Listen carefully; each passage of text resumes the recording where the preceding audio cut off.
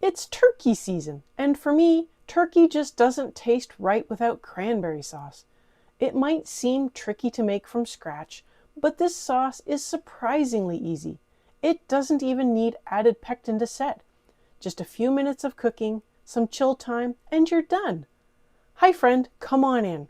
I love a chunky cranberry sauce with my turkey. I grew up with it, and it's the perfect pairing. Bright, tart, and just sweet enough to balance a rich meal. We used to make our sauce a day or two before Thanksgiving so it had time to fully set. Let me show you how easily it comes together.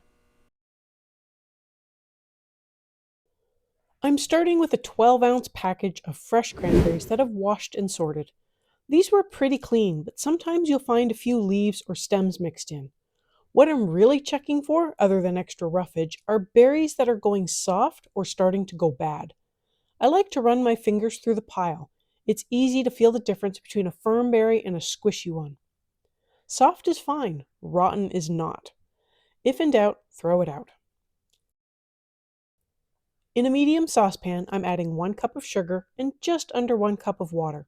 I'm replacing about 2 tablespoons of that water with 2 tablespoons of orange juice. I had a sad little orange hiding in the back of my fridge, and this was the perfect way to use it up.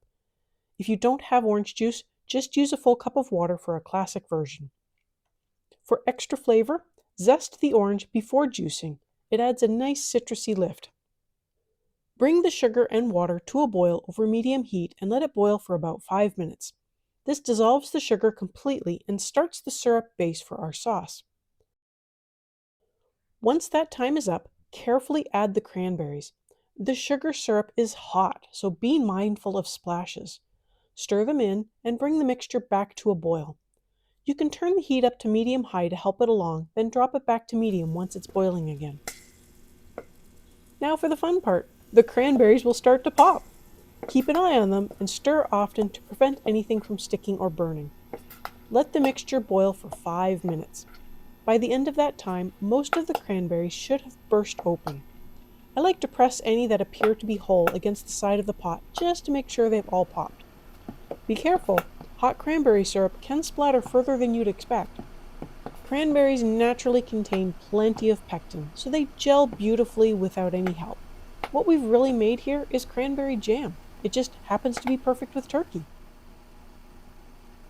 Once all of the berries have opened up, remove the pan from the heat. Stir in your orange juice and any spices you like.